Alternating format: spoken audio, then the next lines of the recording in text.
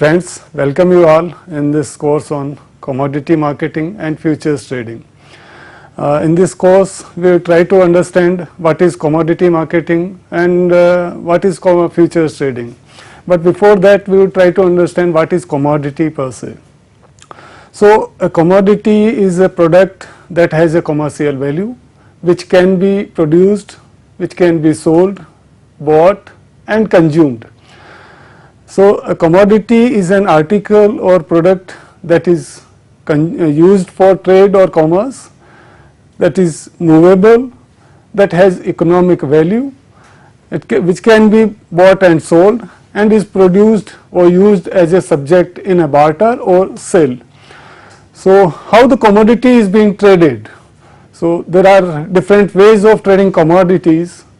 First is physical trade, which is very popular, which is very common, then forward transactions and futures trade. So, we try to understand all these. First, we will try to learn what is physical markets. Physical markets, in other words, we call it cash and carry market or spot market. Cash and carry market because one has to take the cash in the market and negotiate with the seller of the commodity and take the commodity at the and give the cash at the spots. That is how it is called cash and carry market. So, in this market, sellers agree to deliver the commodity and buyers agrees to make the payment of on the spot. So, delivery of commodity happens on the spot as well as payment of transaction happens on the spot. That is how it is called spot market. Purchases are settled in cash at whatever the prices they have agreed upon mutually. So, trades are executed through party to party contract or one to one contract between buyer and seller. And for example, if you happen to be in a mandi or what we call it agriculture produce market, what you see there, producer or a farmer or a village aggregator with their produce, they brought in maybe through tractor trolleys or through truckload or through cartload. They come in the market, the buyers may be retailers, exporters, processors or even consumers come in the market as a buyer. They negotiate maybe in the presence of a commission agent or adatiya we call it, and they fix on prices, they decide on prices to be transacted. So, this is the mandi is we can call it as a physical market. The advantages of the physical markets are buyer can select and buy the specific commodity required in the market. The quality he can decide on. The quantity he can decide on by visual inspection in the market. There are certain limitations of physical markets which we will try to understand what are those. First, the transactions in this market are subject to the price risk. You know, the agriculture commodities particularly, they are seasonal in nature, their production is in a particular season and the produce come to the market mainly after harvest. So, there is bulk of the produce after harvest and with the large produce in the markets, the prices has to go down because of lack of demand to that extent and because of higher supplies in the market. So, there is a demand supply imbalance that creates market fluctuations, and with that, since there are agro industries, they need commodity round the year, but with this seasonality in nature of agri commodities, they need to buy the commodity at just after harvest. So, at one point of time they need to buy the commodity and store that commodity for whole years of their requirement for running the industry, and in that way they have to incur the storage charges and even bear the whatever storage losses are there. So, farmers need credit after harvest and does not have storage capacity because they have invested lot of money in producing that commodity, and for that they might have taken credit from banks or cooperatives or even money lenders. So to repay that loan, they need immediate money from the harvest whatever they had. So they don't have any storage capacity. That is how immediate sell, or what we can call it as a distress sell. Another limitation is there is very high cost of intermediation in these physical markets, because once the produce starts for marketing from producer till it reaches to the end consumer, there are n number of intermediaries involved in it, and just changing the hands, commodity is just changing the hands, and every intermediary is making his profits and incurring marketing costs. So there is the cost, there is a significant cost in the intermediation. Then whenever farmers go for sale of his produce to the mandis or agriculture produce markets, he doesn't know about what are the prices in the market. So he is ignorant about the prices in that market where he is going to sell, or the nearby markets where he can fetch better price.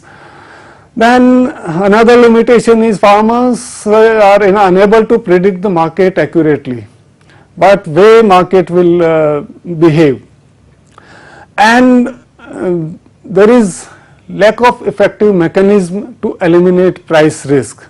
So since we have learned that there is a lot of variations, there are a lot of fluctuations in the commodity prices, there is no way how the farmers can be saved from the price risk.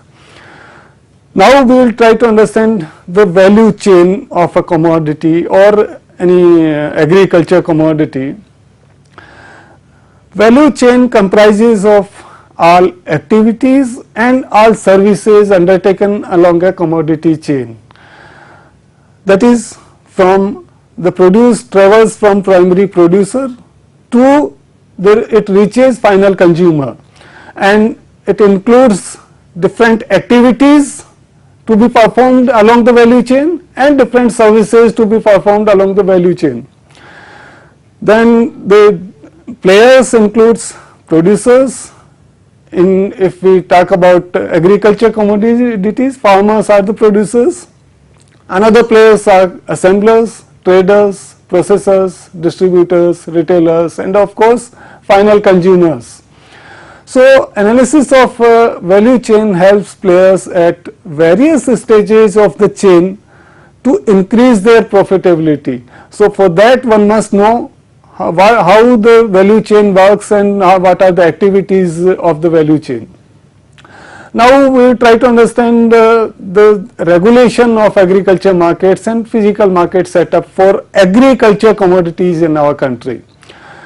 Since agriculture and agriculture marketing by constitution is a state subject, so agriculture marketing also is being regulated by state agencies. State government at the nodal level regulates agriculture marketing through Directorate of Agriculture Marketing, or in some states there are agriculture marketing boards.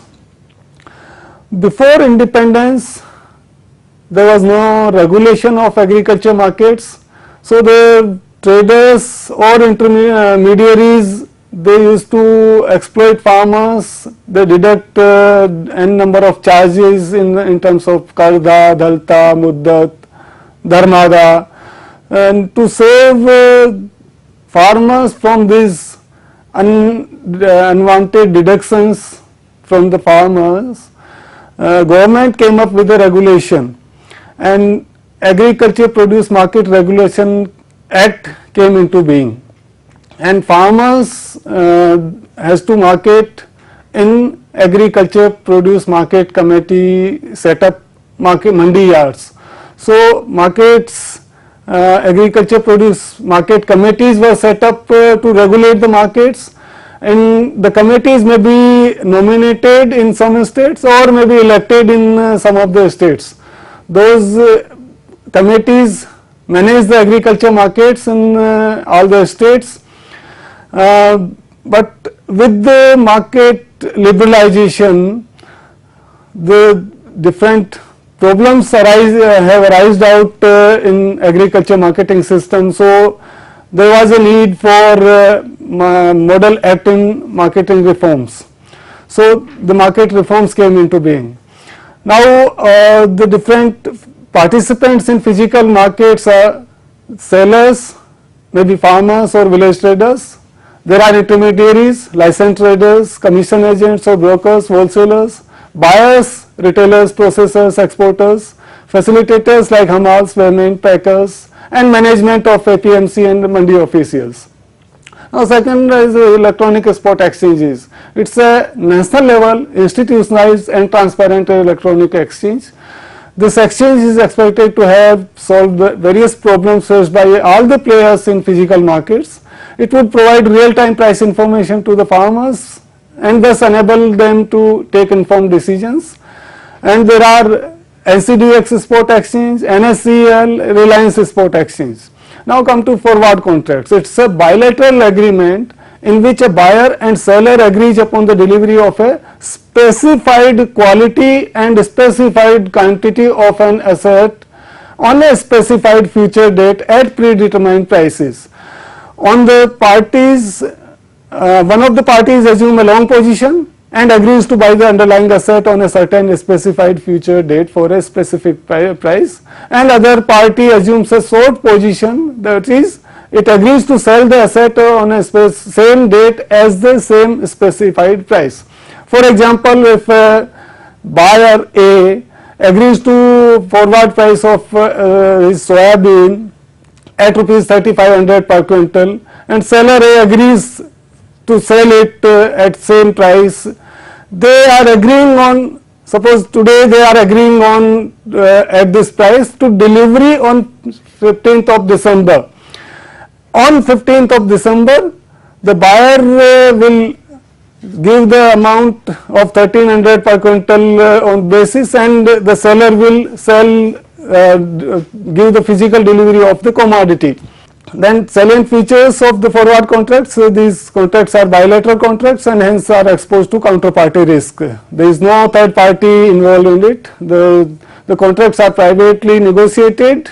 Prices are not transparent, there is no regulation of these markets, there is no standardization lead to the absence of secondary markets, profits and losses are realized in terms of that. Now comes the futures trading. It is evolved out of forward contracts, it is an exchange traded version of the contracts. It contains standard specifications of the underlying asset in terms of quality and quantity of the produce, place of the delivery, date and time of the expiry of the contract. So to compare these, the spot and forwards are traded over the counter, while futures are traded on the exchange platform. Prices are determined in spot and forward through negotiation and determined privately, while prices in futures are determined private market dependent. The participants in futures are hedgers, speculators, arbitragers. Hedgers are those who want to transfer the risk, speculators are those parties who want to take the risk, and arbitragers are the market makers. So now we will try to understand what is the benefits of futures trading. Through futures trading, there is a proper price discovery and price dissemination takes place, price risk management can be taken place, then price stability, common platform for all traders it provides.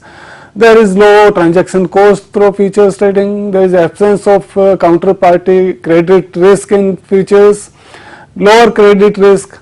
Now what is the price discovery in sense we would try to understand? It's a process of arriving a figure at which a person buys and another sells at a future contract for a specific expiration date, and that process starts from opening of the market ends till closing of the market. So futures, though it's not a new thing in our country, it had started way back in 1875 when Bombay Cotton Trade Association has established cotton many exchanges came up, but particularly after independence in 1952, government came up with the Forward Contracts Regulation Act, and there are different committees set up to improve that upon. Commodities, as I said, is traded on exchange platform. There are different exchanges traded on, and there are national level multi-commodity exchanges, or NCDX, MCX, NMCE, UCX, ACE exchange, and ICEX, and there are regional or specialized commodity exchanges. These markets are being regulated through Forward Markets Commission. Forward Markets Commission regulates both national as well as regional exchanges. We know now this national exchanges operate on online mechanism, while regional exchanges are specialized for different specific commodity, and their reach is to a specific region, while national commodity exchanges are large in expanding volumes. Agriculture, there are different commodities, agriculture commodities being traded like cereals and barley, wheat, maize, rice, pulses, spices, plantation, fiber, oils and oil seeds, then bullions like gold and silver, metals like aluminium, lead, steel, then energy produce and weather are being traded on commodities platform. So the farmers can benefit through management of their price risk. Then they can have price discovery in market planning, then price information, they can again market plan and help in bargaining, then it improves marketing efficiency of farmers as well as other traders, and reduce price volatility. So through this course we had tried to learn what is commodity markets, how it works, then what are different physical markets, forward transactions, futures transactions, and how those are beneficial to the all stakeholders in the market. For more information, what you need to do is you need to log on to Manage website, or the course material given to you from Manage.